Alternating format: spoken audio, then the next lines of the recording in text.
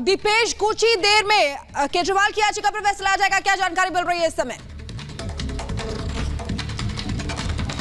देखिए, बिल्कुल थोड़ा और इंतजार, ठीक 3:15 पर जस्टिस स्वर्णकांता इस फैसले को पढ़ना शुरू करेंगे, क्योंकि 3 तारीख को इस पूरे मसले को लेकर ईडी और अरविंद केजरीवाल के वकील की तरफ से दलीलें दी गई थी और फिर उससे सुनने के बाद इस फैसले को सुरक्षित रख लिया गया था। अब से कुछ देर बाद इस पर फैसला आने की जो उम्मीद है, क्योंकि अब पहले 2:30 बजे आने वाला था, अब 3:15 का समय दिया गया है, इसलिए उम्मीद शब्द का इस्तेमाल कर रहा हूं। खैर, अखिलेश से बातचीत करते हैं। अखिलेश, 2 मसले थे, एक तो इस पूरी गिरफ्तारी को असंवैधानिक बताना और दूसरा इस मसले को लेकर यह कहा गया था कि ईडी ने जो रिमांड की मांग की है उस रिमांड को चुनौती। तो अब रिमांड की चुनौती वाला फैसला तो बहुत ज्यादा मान्य बचता नहीं है, क्योंकि अब न्यायिक हिरासत में चले गए अरविंद केजरीवाल। बिल्कुल, उन्होंने इस 3 तारीख को जब बहस हुई थी तो इस पॉइंट पे ज्यादा जोर भी नहीं दिया था। उनका पूरा जोर जो था अभिषेक मनु सिंघवी का कि अरेस्टिंग इलीगल है और अरेस्टिंग को क्वेश्चन किया जाना चाहिए, उसको इलीगल करार दिया जाना चाहिए कोर्ट की तरफ से, और उस पर उन्होंने सभी दलीलें दी थी। और दलील भी उसमें ये थी कि ये पॉलिटिकल अरेस्टिंग है, ये हम विरोधी हैं इसलिए किया जा रहा है, हमारी पार्टी को खत्म करना चाहते हैं, हमें चुनाव में नहीं उतरने देना चाहते, और क्या जरूरत थी चुनाव के समय अरेस्टिंग की, चुनाव के बाद भी ये अरेस्ट कर सकते थे। ये सारी दलीलें दी गई थी। लेकिन ईडी का कहना था कि जब हमारे पास पूरे सबूत मिले और उसके पहले हमने चुनाव के काफी पहले इनको 9 समन किए और ये पेश नहीं हुए, उसके बाद हमने इनको अरेस्ट करने का फैसला किया, क्योंकि हमारे पास सबूत थे और ये पावरफुल आदमी है, ये इन्फ्लुएंसर हैं, इन्फ्लुएंस कर सकते हैं, क्योंकि ये दिल्ली के मुख्यमंत्री हैं, एक बड़ी पोस्ट होल्ड करते हैं, इसलिए हमें गिरफ्तारी जरूरी थी। अब कोर्ट आज फैसला देगा तो उसमें अगर इनको राहत देता है तो भी कारण बताना होगा कि कौन से पॉइंट गलत थे जिस पे कि ईडी ने की अरेस्टिंग गलत थी, या अगर नहीं देगा तो ये भी बताएगा कोर्ट अपने पूरे फैसले में विस्तार से कि ईडी की अगर गिरफ्तारी ईडी ने किया था तो वो सही है और किस आधार पर जो ईडी की दलीलें हैं वो सही मानी है कोर्ट ने। जो फैसला आएगा उसमें दलीलों को कहीं ना कहीं महत्व दिया जाएगा। अगर अभिषेक मनु सिंघवी की दलीलों के आधार पर फैसला आता है तो उसका जिक्र होगा, और अगर ईडी की दलीलों के आधार पर फैसला आता है तो उसका जिक्र होगा फैसले में। बिल्कुल, हर फैसले में होता है कि करीब आप देखते हैं कि 80 से 90 पेज का फैसला होता है, जिसमें 70 पेज तो कम से कम दोनों लोगों की दलीलें होती हैं। अंतिम के 10 पेज में कोर्ट अपनी फाइंडिंग देता है कि इन दोनों दलीलों के बीच हमने पाया है कि इनकी बातों में फैक्ट्स हैं और इन बातों को हम भरोसा में रखते हुए हम ये फैसला देते हैं। तो जाहिर सी बात है, बड़ा फैसला आएगा। ऑपरेटिव पार्ट जज पढ़ के सुनाएंगी, वो मुश्किल हो सकता है 10 मिनट पढ़ें, 5 मिनट पढ़ें, लेकिन वो जो ऑपरेटिव पार्ट है, जो उन्होंने पाया है कि दोनों की दलीलों में कौन सी दलीलों में दम था, कौन सा दलीलें जो है वो उसमें फैक्ट्स थे, उस आधार पर वो दे रही हैं, वो सारी चीजें वो जस्टिफाई करेंगी और उतना पढ़ने के बाद वो अपना फाइंडिंग बताएंगी कि हमने इसको खारिज किया है या अलाउ किया है।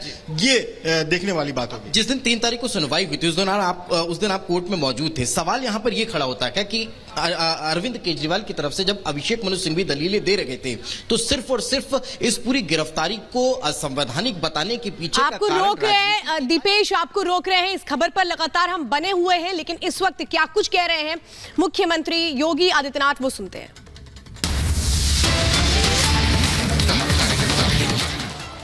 विकास सबका, लेकिन तुष्टीकरण किसी का नहीं। हम विकास सबका करेंगे, लेकिन चेहरा देख करके नहीं देंगे। योजनाओं का लाभ व्यक्ति के आधार पर नहीं, जाति मत और मजहब के आधार पर नहीं, जरूरत के अनुसार जो जरूरतमंद होगा उसको शासन की योजना का लाभ मिलेगा। बहनों और भाइयों, यही नहीं, आप तो देखते होंगे अयोध्या में रामलला विराजमान हो गए ना, हो गए ना। क्या ये काम सपा बसपा के लोग या कांग्रेस के लोग कर पाते? क्या इनके बस का था क्या? और ये जो लोग यहां दंगा भड़काते थे, कर्फ्यू लगाते थे, आज तो कर्फ्यू नहीं लग रहा है ना। आज कर्फ्यू नहीं है, आज तो धूम धड़ाके के साथ पश्चिमी उत्तर प्रदेश में कावड़ यात्रा निकलती है, और जब पश्चिमी उत्तर प्रदेश की कावड़ यात्रा निकलती है तो देश देखते रह जाता कि करोड़ों लोग कावड़ यात्रा में जा रहे हैं।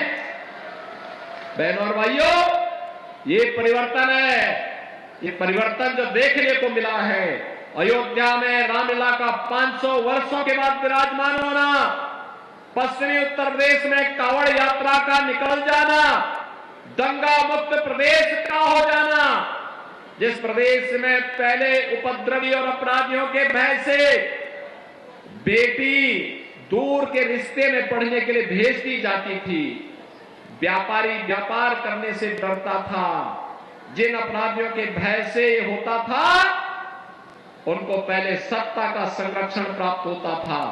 आज अपराधी गले में तख्ती लटका के घूमता है कि भैया मैं ठेला बेचकर ठेला लगाकर ठेले लगा करके मैं पेट भर लूंगा, लेकिन जान बकस हो एक बार। बहनों भाइयों, ये जो माहौल बदला है ये सच है, मोदी जी का नेतृत्व है, लेकिन इसका श्रेय आपको जाता है, क्योंकि आपने अच्छी सरकार को चुना है। आपका एक वोट इसका हकदार है, एक वोट। जब वोट आपने सही जगह दिया तो सही कार्य हो रहे हैं, अपराधी ठिकाना लगाए जा रहे हैं, गरीबों का कल्याण हो रहा है, विकास के बड़े बड़े कार्य हो रहे हैं, बेटी और व्यापारी दोनों को सुरक्षा मिल रही है, आस्था का भी सम्मान हो रहा है। जब गलत लोगों को चुनते थे, दंगा करवाते थे, खेत में फसल भी कटवा लेते थे, और कोई अपने खेत में पंपिंग मशीन लगाया है ना पानी डालने के लिए, क्योंकि बिजली तो आती नहीं थी। सपा बसपा की सरकार में तो चूंकि वे लोग अंधेरे के प्यारे, अंधेरा उनको अच्छा लगता है, इसलिए बिजली भी नहीं देते थे। बहनों और भाइयों, आज तो बिजली दे दी गई है ना, सबको बिजली मिल रही है, बिना भेदभाव के बिजली मिल रही है, सुरक्षा का बेहतर इंतजाम है। पहले लोग गौ तस्करों को और गौ कसी करने वालों को प्रश्रय देते थे। किसान के घर में बंधी हुई गाय कोई कसाई रात्रि में खोल करके लेके चला जाता था, कोई सुनवाई नहीं होती थी। समाजवादी पार्टी के रामपुर के एक नेता की भैंस को ढूंढने के लिए पुलिस लगाई जाती थी, लेकिन किसान के लिए नहीं लगाई जाती थी। बहनों और भाइयों, आज मैं इसीलिए आपके पास आया हूं। देखो, पिछली बार तनिक गलती रह गई अमरोहा में, क्या खामियाजा भुगतना पड़ा। और बात करेंगे उत्तर प्रदेश की सियासत की, जहां माफिया के इर्द गिर्द घूमती रहती है सियासत। ऐसे में जब चुनाव का मौसम आया है तो एक बार फिर गुंडे माफिया वाला जिन्न बाहर आ गया है, और इसी मुद्दे पर यूपी के डिप्टी सीएम केशव प्रसाद मौर्य और अखिलेश यादव के बीच जुबानी जंग शुरू हो गई है। क्या जुबानी जंग शुरू हुई है, इस रिपोर्ट में आपको दिखाएंगे।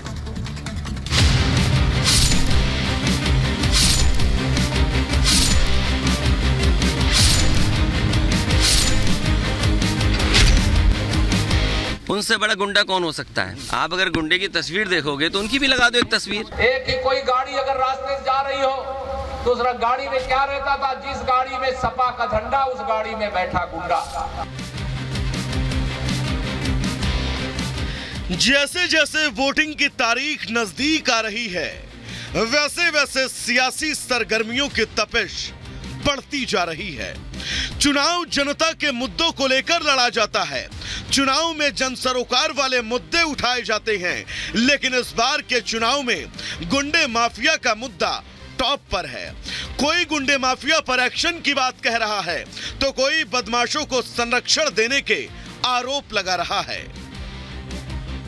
इसी गुंडे माफिया पर राजनीति के बीच अखिलेश यादव कुछ दिन पहले माफिया मुख्तार अंसारी के निधन पर उनके घर पहुंचे थे। इस दौरान जब यूपी के डिप्टी सीएम केशव प्रसाद मौर्य की टिप्पणी के बारे में सवाल किया गया तो सुनिए अखिलेश ने क्या कहा। उनसे बड़ा गुंडा कौन हो सकता है? आप अगर गुंडे की तस्वीर देखोगे तो उनकी भी लगा दो एक तस्वीर। ये कोई बात हुई? अगर डिप्टी सीएम ये बात कर रहे हो, एक डिप्टी सीएम की भाषा ये हो, इसीलिए मैंने कहा एक मुख्यमंत्री और डिप्टी सीएम की भाषा ये नहीं हो सकती है, ये लोकतंत्र खतरे में है। इसके बाद से दोनों नेताओं के बीच जुबानी जंग थमने का नाम नहीं ले रही। अब एक बार फिर डिप्टी सीएम केशव प्रसाद मौर्य ने अखिलेश पर हमला बोला। गोंडा में चुनाव प्रचार के दौरान समाजवादी पार्टी के लिए अलग ही नारा दे दिया। जब समाजवादी पार्टी के मुखिया श्री अखिलेश यादव जी उत्तर प्रदेश के मुख्यमंत्री थे, उस समय सपाइयों का नारा खाली प्लाट हमारा था कि नहीं था? बताओ, भूल गए कि याद है? सपाइयों का नारा खाली प्लाट हमारा। और सब जब ये मुख्यमंत्री थे उस समय, एक ही कोई गाड़ी अगर रास्ते से जा रही हो तो उस गाड़ी में क्या रहता था? जिस गाड़ी में सपा का झंडा, उस गाड़ी में बैठा गुंडा। योगी आदित्यनाथ के सत्ता संभालने से पहले यूपी में गैंगस्टर की ही सत्ता चलती थी। कभी मुस्लिम तुष्टीकरण के नाम पर तो कभी जीत की गारंटी के नाम पर सारी सरकारें इन्हीं के आगे नतमस्तक हो जाती थी। पहले सत्ता के संरक्षण में गैंगस्टर अपराध का साम्राज्य खड़ा करते थे, फिर राजनीति में एंट्री लेकर सत्ता की ताकत को आजमाते थे। इन्हें टिकट देने के लिए सियासी पार्टियों की लाल टपकती थी। आलम यह था कि जेल ही इनके अपराध का हेडक्वार्टर बन जाता था। योगी आदित्यनाथ ने क्राइम की इसी क्रोनोलॉजी को बुलडोजर के जरिए ध्वस्त कर दिया। और उत्तर प्रदेश में इस समय आप देख रहे होंगे किस प्रकार का माहौल है। उत्सव, यानी जिस प्रदेश के बारे में प्रभु जी कह रहे थे ना, जिस उत्तर प्रदेश के बारे में कहा जाता था कभी भी वो दो प्रदेश है, और दूसरे दिन एक नया दंगा होता था। दंगा करने वाले दंगा भूल गए हैं, जो उन्हें मालूम है दंगा करेंगे तो उनका काम दे जाएंगे। इसमें कोई शक नहीं कि जब से योगी आदित्यनाथ ने यूपी की बागडोर संभाली है, यूपी में न दंगा होता है न ही कर्फ्यू। सीएम योगी की जीरो टॉलरेंस की नीति का ही असर है कि प्रदेश में अब गुंडे बदमाश खुद आकर थानों में सरेंडर करते हैं, क्योंकि वो जानते हैं अगर यूपी में कुछ भी गड़बड़ी की तो उनकी खैर नहीं। Bureau report, Republic Bharat.